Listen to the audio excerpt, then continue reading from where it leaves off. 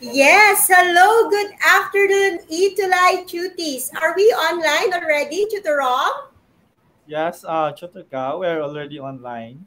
Okay, let's just wait for our direct to have our screen share of our uh, PowerPoint. Okay, so with that, welcome Itulay Cuties on DepEd Ituline Online Tutorial. I am Tutorka from SDO Valenzuela and I am Chotorom from SDO City of Bugo. we welcome you to Philippine Free Politics and Politics and Governance Governance. every Thursday 4:40 to 5:20 p.m. And Tutorom, ano po lagi nating sinasabi tuwing Webes? Okay, mga cuties, lagi nating tatandaan nga kayo ang best tuwing Webes. Yes, kayo Itilay Cuties ang best tuwing Webes dito lamang sa Philippine Politics and Governance. And we are on our Quarter 4, Week 1. At ang ating module title for this afternoon is The Roles and Responsibilities of the Philippine President. So, ano kaya? Nako, Tutor Rom, jump pack po tayo ng information. But before that, we would like to acknowledge Tutor Rom. Okay, we would like to acknowledge and we would like to thank Schools Division of Negros Oriental for allowing us to use their module in Philippine Politics and Governance Quarter 4, Week 1. We would also like to thank their Schools Division Superintendent, Dr. Senin Percelio P. Polen, CISO 5, and the writer, Mr. June Mark D. Imponida. Maraming salamat po sa pagpapahiram nyo sa inyong module. Yes, thank you very much, SDO Negros Oriental. And with that, bago ang lahat, we would also like to acknowledge ang lahat ng naandito ngayon, especially SDO Lipa. Very good naman. Nako, Tutor Rom, ano? SDO Lipa, please invite all your friends from the different school, like Pinagkawitan Integrated National High School. Tama ba ito? Okay, thank you very much for the support. And Tutor Rom, ang inyong SDO. Binabati ko rin yung mga tuties namin from Schools Division of City of Bugo, lalo-lalo na yung mag-aaral ng City of Bugo Senior High School. Yes, and of course, SDO Valenzuela, shout out sa Valenzuela National High School. Lalo-lalo na ang ating mga teachers. Okay, so we have different teachers from Valenzuela National High School. So with that, let's do with our objectives for this afternoon. At the end of the session, the duties should be able to identify the qualifications for presidency and successors to the position. Okay, and the duties will be able to create a graphic organizer on the roles and responsibilities of the Philippine President. Makukonect nila yung mga roles and responsibilities ng Philippine President Tutor ka. Yes, and lastly, realize the value of understanding the roles and powers of the President. So with that, wag na tayo magpaligoy-ligoy pa sa ating topic. So let's have the review of the previous episode. So our dear Itulay Cuties, read and analyze the statements carefully. Write why if the statement is correct and if the statement is incorrect. Are you ready, Itulay Cuties? So please tap sa inyong comment box. So for the first question, Ferdinand Magellan is the first Governor General in the Philippines. It is a yes or a no. Okay, come on, Itulay Cuties. Can we have your answer on the comment box? Ayan. Yeah, Sino kaya? Ang bilis sumagot ni Rohan Joyce. Sabi ni Rohan Joyce, Chotorka, it's a no daw. It is a N. Tingnan po natin kung N talaga yan. Let us see. Of course, it is an N. Chutorom, sino ang ating first Governor General Okay, in the Philippines? the first Governor General in the Philippines is Miguel Lopez de Legazpi. No, siya yung kauna-unahang Governor General na inappoint ng Viceroy of Mexico. Okay, for our next question. Ang gagaling nila, no? Faith Pedrano, Cassandra de la Cruz. Okay? So let us see our next question. Meron na po ba? Mukhang naglalag ng konti. Okay. The Agorang was established to assist the king in the administration of all Spanish colonies. It is a yes or a no. Okay. Come on, cuties.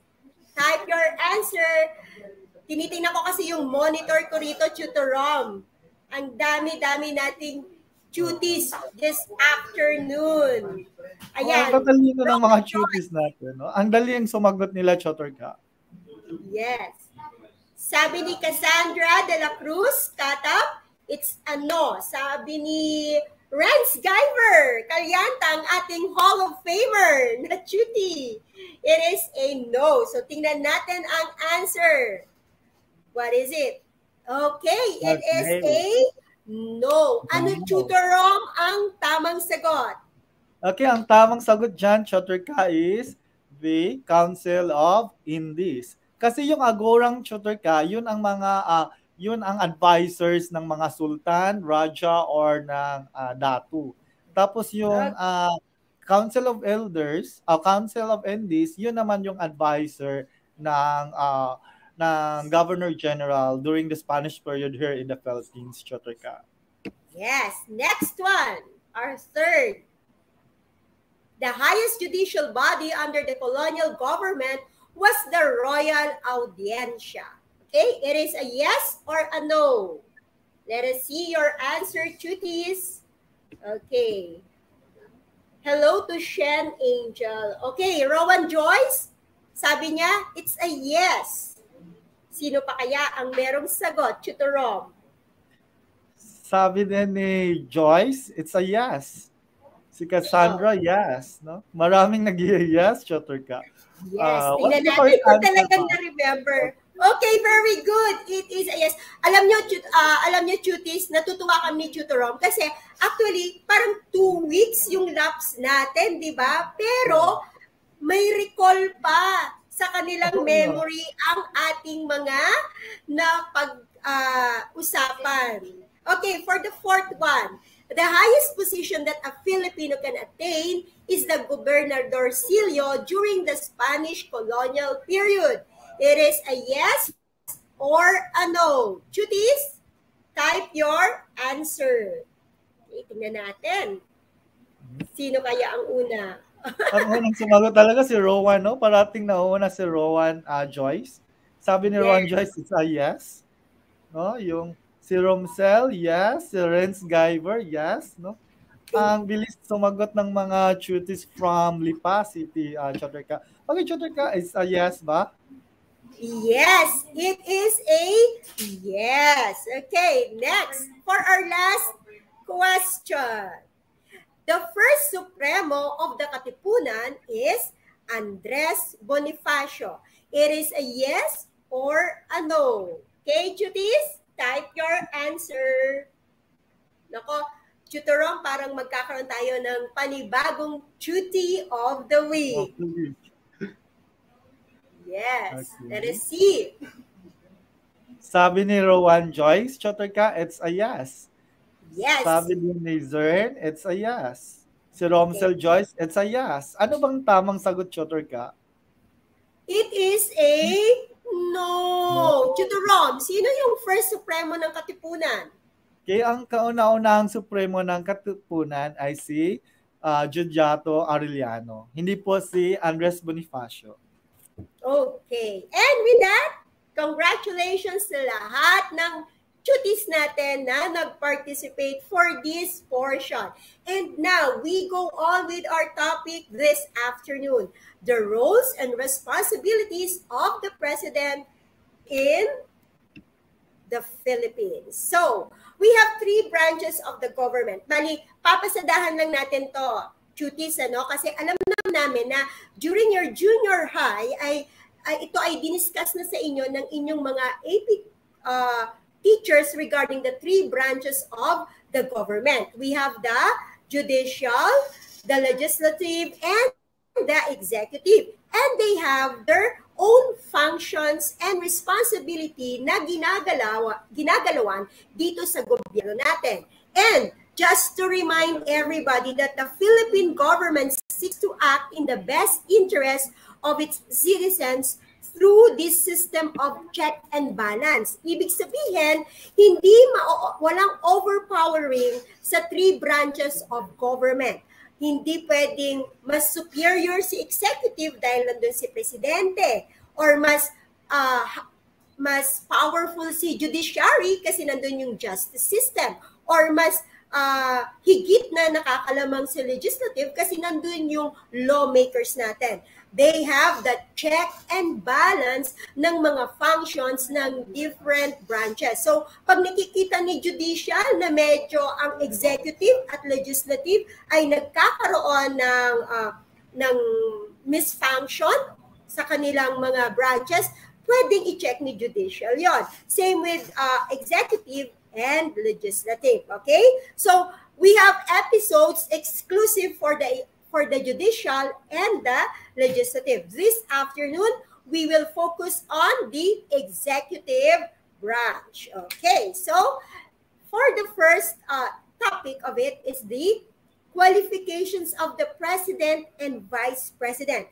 This is based on the 1987 Philippine Constitution of the Philippines. And these are the qualifications. First, of course, you should be a natural born citizen of the Philippines. And I know na alam nyo pag sinabing natural born citizen, ano ang ibig sabihin yan. Tingnan natin ang mga comments ng ating Itulay Cuties. Okay? So, Itulay Cuties, feel free to participate with our discussion. Okay? So, second qualification, he is, of course, a registered voter, di ba, Tutor Rob? Hindi ka pwedeng maging presidente kung hindi presidente o vice-presidente kung hindi ka botante ng Pilipinas. Okay? And, of course, this is very functional. It should, the president and the vice president should be literate, can read and write. Okay? And next one is at least 40 years old on election day. Okay, 40 years old, 40. Okay? Next is resident of the country for 10 years. Tandaan po natin na hindi 9, okay, kundi 10 years. Okay? By the way, before we forgot ni Tutor Rom, nasabi ko na ba ito kanina, Tutor Rom, but I want to reiterate na this episode and yung mga susunod na episode natin is strictly for educational purposes po. Okay? This is for our Itulay Cuties to be well informed ng ating Philippine government. Tama po ba, Tutor Rom? Yes, Tutor Ka, no? Para malaman din nila kung ano yung natin. Yung mga officials natin, yung qualifications. Okay? Di ba nasabi na ni Tutor Ka kanina yung qualifications ng ating presidente at vice president? Now we will move on their term of office. Okay, so the term of office of the president is for 6 years, which shall begin at noon on the 30th day of June, following the day of election. It shall end at noon of the same day and man 6 years after. Bakit kaya may term limit ang ating ang office ng ating president, Tutor Ka? Bakit kaya 6 years? Okay, kasi ang 6 years, no, base sa ating sanigang batas, no, base sa ating constitution, it is already long enough to make projects, or the president can already implement projects during the time. At saka it's also a defense mechanism natin yan, Tutor Ka, no, na kung hindi or abusive yung magiging presidente natin, at least may term limit siya. Okay? And no person who has succeeded and served as president for 4 years can run again to the same office at the same time. So yung president natin, Choterka, can no longer run for any re-election, o hindi na siya pwedeng tumakbo bilang presidente. Okay? At ito namang 4 years, Choterka, no? Ito yung hindi siya na-elect na presidente, but he or she just ascended to the presidency because the incumbent president was already incapable or disqualified of becoming a president. Okay, nangyari na to dati sa ating Chotter Canon nung term ni Joseph Estrada, yung presidente natin. 'Di ba yung vice president natin si Gloria Macapagal Arroyo 'yon. Tapos hindi natapos ni President Joseph Ejercito Estrada yung kanyang term, no? May natitira pang years sa term ni Joseph Estrada. Tapos nag-resign si President Joseph Estrada, tapos naging presidente na natin si Gloria Macapagal Arroyo dati. Tapos after ng term na tinapos ni Gloria, yung term ni Presidente Erap, tumakbo siya ulit. Kasi hindi umabot ng 4 years yung pagiging presidente ni Gloria Macapagal kasi yung natira na term ni Presidente Erap ay less than 4 years. Kaya si Presidente Gloria was able to run as president on that election. Okay? Yun po ang term of office ng ating President and Vice President Choterka. Pero yung Vice President natin Choterka, pwede yung can run for re-election. No? Pero 2 beses lang. Hindi na pwede 3 term. Okay, Choterka? Yes, so well explained ni Tutor Rom, ang ating term limit of the president. Actually, that is based on Section 4, Article 7 of our Philippine Constitution. And sabi nga dito, 4 years lang, so no re-election ang mangyayari sa president. Okay, so we just have to shout out SDO Isabela of San Mariano National High School main campus. Okay, so let's proceed again. Okay, so we go to roles and responsibilities of the president. Of course, number 1, appoints the head of the different executive department. Merong appointing power ang ating presidente. Kaya nga yung mga kabinete, di ba? Appoints ambassadors, consuls, and public ministers. Kung sino yung gusto ni presidente na ilagay sa mga posisyon na yan, ay yan ang isa sa kanyang mga roles and responsibility. Another one, serves as the Commander-in-Chief of the Armed Forces of the Philippines, which is a military power. The president can also appoint, armed forces personnel from the rank of colonel or naval captain. Kaya nga ito lang, Tutor Rom, parang biglang nag-twing sa aking memory yung nakita natin sa nangyari sa Ukraine, di ba?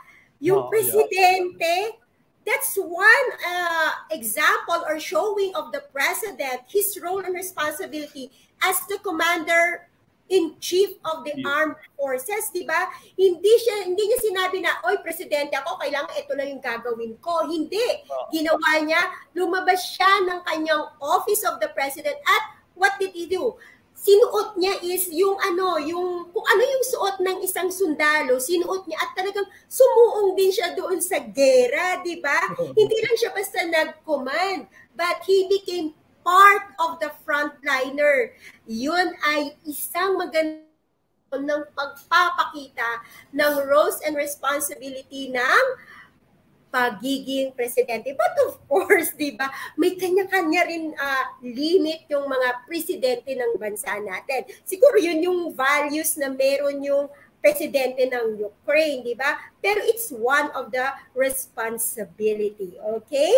And another one, siguro naman tayo, ganun din, dapat yung presidente natin, ipagtatanggol ang ating bansa, di ba? Next, contracts, guarantees, foreign loans. So, ang presidente ay merong borrowing power.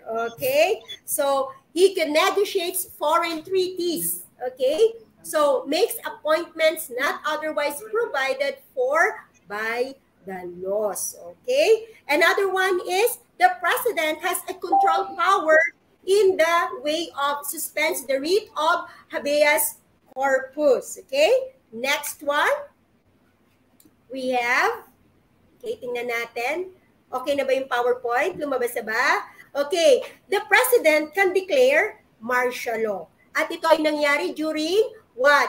The term of President Ferdinand Marcos. Okay? It has the martial law. But we will not deal on that one because we are on the roles and responsibility of the president. So isa lang yan sa mga roles na pwedeng gawin ng presidente if it is needed. Okay? Needed lang. Ibig sabihin, kung talagang very important. Okay? Next one, prepares the national budget. Okay? Actually, he's the one who has the last say. Okay? He is the one, the last say with the budget, okay? Refuses or approves a bill or joint resolution, thus prevents its enactment or veto. Okay? So, okay ba tong law na to? Kahit mag-agree si House of Representative at si Senate, pero pagdating kay presidente, hindi niya parang hindi okay, pwede niyang hindi pirmahan yung bill na yon. And of course, perform acts of clemency. And with that, Tutor Rob, si Tutor Rob ang magdi-discuss ng acts of clemency. Take it away, Tutor Rob. Okay, Tutor Cano. Yun nga ang sabi ni Tutor Cano. One of the rules and responsibilities of the president is the acts of clemency. Ano ba itong acts of clemency? Bakit kaya may acts of clemency? Okay, so acts of clemency, this is a tacit admission that the institution made by man is imperfect. Okay, and the administration of justice ay may lapses talaga. Okay, that's why in order to correct these lapses, no, may power yung president to grant clemency. Okay, so ito yung mga pagpapatawad, no, act of grace of the president. It could be an official function or a private function of the president. So may mga acts of clemency tayo dito. So first is pardon. So which is an act of grace that sets aside punishment for a crime. So ito yung hindi na ini-impose yung penalty sa offender or sa criminal or sa person na nag-commit ng crime. Ito yung pardon. Okay? Then we have also the commutation, which is an executive clemency that changes a punishment to one which is less severe as from execution to life imprisonment. So, if there is a person na nag-commit siya ng crime na yung penalty niya is reclusion perpetua, pwede ito nating gawing lesser yung penalty niya or ibaba natin sa reclusion temporal ba. Yun lang ang mga examples. And we have also the reprieve. No reprieve, which means the temporary relief from or postponement of execution of criminal punishment or sentence. Hindi ito ina-abolish niya yung penalty, but the execution is postponed lang dito. Okay, kung naaalala nyo, kung kayo ay mahilig manood ng mga Tagalog movies, Tutor Ka, di ba dati sa time ni President Corazon Aquino, no, meron tayong death penalty, yung electric chair, di ba? Yes. Tapos, pag may bibitayin on that day, ini-inform yung Office of the President na, ito po yung mga bibitayin ngayon, Mr. or Madam President. Tapos yung presidents in the person of Corazon Aquino during that time, tatawag siya sa Office of the Corrections, no, tatawagan niya, sasabihin niya, wag mo muna yung i-execute yung penalty or wag niyo munang bibitayin yung tao na ganito. Okay, so pinopostpone yung imposition of penalty sa reprieve po, Tutor. Yes, so yun yung power, sa acts of clemency. Yes. Okay. Okay, meron din tayong remission of fines and forfeitures, no? Which is the condonation of the financial obligation and the return of properties confiscated by reason of commission of the offense and conviction of the offender. Okay, example ng remission of fines and forfeitures, Chotrika, di ba may mga taong hindi nagbabayad ng buwis, no?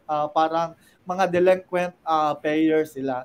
Tapos, as an act of grace of the government, no, nagbibigay tayo ng tax amnesty, no? Hindi na natin sila pinapagbabayad ng kanilang mga buwis. So, that is an example of remission of fines and forfeitures.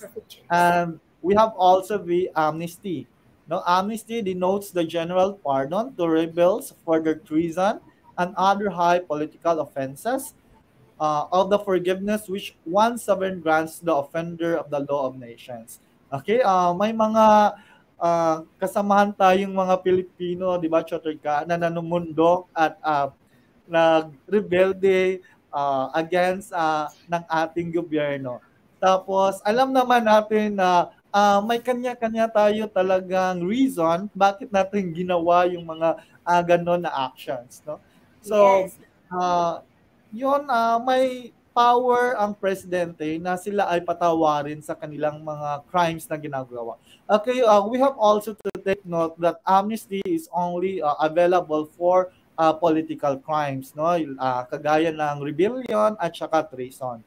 Okay, so yun ang mga powers ng presidente natin, no? Acts of clemency. Okay, and with that, Tutor Rom, we would also like to acknowledge our program head, Ma'am A, Tutor A, okay, for being with us. And we would like also to thank our director for this afternoon, Tutor Roma. Okay, let's go with the limitations on the powers of the president. Okay, so papasadahan lang natin ito. Okay, holds any other office or enjoy any other form of employment. Of course, kung dalawa ang job ng ating presidente, hindi siya makakapag-focus dun sa roles and responsibility niya bilang presidente or leader ng ating bansa. Okay? Makes appointments 2 months prior to the next election. So, kung halimbawa ngayon, di ba, election period natin. So, kung merong mga cabinet member na in case namatay or everything, prior for the election, 2 months, kailangan makapag-appoint na siya ng kapalit ng cabinet member na yon. Makes appointment within the 4th civil degree of consanguinity. Minsan ito yung napagmumula ng tinatawag nating nepotism, okay? Which is, we will discuss that one in another episode, okay? Increases her salary or that of the vice president during his or her term. Okay? Next one, ratifies foreign treaties. Pwede niyang, siya mismo pwede niyang, hindi niya pwedeng baguhin agad-agad dahil siya ang presidente. No, it cannot be. Dadaan yan sa isang due process. Okay? Grants clemency in cases of impeachment. Tutor Rom, di ba kanina yung dinidiscuss mo acts of clemency, di ba? Yes, yes. Okay, isa sa limitations of acts of clemency is that the president cannot use the acts of clemency for impeachment cases po, Chotrika. Okay, before we move on, Chotrika, gusto ko lang sagutin yung tanong ng ating Chuti, no? May qualification ba po yung pardon? Okay, yung question ng ating Chuti na si Renz. Okay, Yes. Renz, may dalawang klase po kasi ng pardon. No, we have absolute pardon at saka conditional pardon. Okay, one of the qualifications in order to be granted pardon, dapat ikaw ay convicted of the crime. Okay? At hindi ito kagaya ng amnesty that it needs concurrence with Congress. No, yung pardon kasi it is a private act of the president. So, yun lang ang requirement that you should be convicted of a crime in order to be given or granted with pardon. So yung absolute pardon, hindi na kailangan yun ng admission or admission ng or acceptance ng the grantee, pero yung conditional pardon, it needs acceptance of the grantee. I hope I answered your query, Mr. Renz. Okay, now let's move on. No, kung may powers at responsibilities yung president natin, meron ding mga privileges yung president natin. Okay, unang-una yung privilege niya ay yung official residence. Okay, yung official residence of our president is the Malacanang Palace. Okay, so the president shall have an Yes. official residence. He is the only official in the Philippines in the government no provided with residence and maintained by public funds. Okay, bakit kaya binibigyan natin ng official residence yung president natin, Shotorka? Di ba? Kasi yung president natin, siya yung head of state natin at siya din ang head of the government. Kaya binibigyan natin siya ng official residence para secure ang kanyang termino, no? Para maprotektahan natin siya. Okay, kasi kung walang official residence yung government natin, mahirap siya protektahan, no? Mahirap i-secure yung tirahan niya. Kaya tayo may official residence yung president natin. Second is that may salary yung president natin, no? Aside from the official residence, the president is also entitled to a salary like all other public officers, no? However, the salary of the president shall not be determined by law and shall not be decreased during their tenure. And the last privilege of the president, Chotoka, is the immunity from suit. Okay, the president is accorded the immunity from suit, both civil and criminal. So the rationale for the grant of to the president of this privilege of immunity from suit is to assure the exercise of presidential duties and functions free from any hindrance or distraction. So ang ibig sabihin ng immunity from suit, shorter ka, na hindi ka pwedeng mag-file ng anumang kaso against the president, against the incumbent Yes. president. Okay, kasi pag inaalaw natin na pwede mong ma-file ng kaso yung president, parang hindi na siya makafocus sa administration and supervision of the government. Kaya one of his privilege is the immunity from suit. So hindi natin siya Yes. hindi kung sino man hindi pwedeng mag-file ng case, it's either civil or criminal, hindi natin siya pwedeng i-file ng case or i-charge ng anumang case. Okay. And with that, Tutor Rom, nako, talagang sabi ko nga, jump pack tayo ngayon, ano? So, these are just causes of the vacancy of the president, okay? In case, okay, death, permanent disability, resignation of the president, impeachment of the president, of course, written declaration that he or she is unable to discharge the powers and duties of the office. Ibig sabihin, hindi niya na kaya na maging presidente, maging leader ng bansang Pilipinas. Or if a majority of the cabinet makes a written declaration that the president cannot discharge the powers and duties, sasabihin ng legislative and ng judicial and the citizenry na hindi na kaya ng presidente mag-perform ng kanyang duties, yun ay pwedeng cause of vacancy. Okay? Next one. Medyo nag-ano na tayo. So let's go with the assessment. Cuties, just continue to type in your answer on our comment box. Let us see. Dahil medyo tayo ay kinakapos na ng oras. Sabi ko, pag Philippine government, pwede naman sa ating program head, medyo extend natin ng konti. Read and analyze the statements carefully. Write why if the statement is correct and M if the statement is incorrect. And with that, okay, let's do our first question. Okay, let us see the first question. Both the president and the vice president are elected for a term of 4 years, which begins at noon on the 30th day of June. Next, following the day of election. Is it a yes or a no? Tingnan nga natin ang sagot. It is a no, of course. Next one. Okay, kasi no, 6 years ang term ng president at vice president. Okay, number 2, Yes. Shotorka. The president and vice president of the Philippines are elected by direct vote of the people. So let us see kung ano ang answer. It is a, of course, yes. Di ba ang ating presidente at vice-presidente ay ating ibinoboto? Okay, ine-elect natin.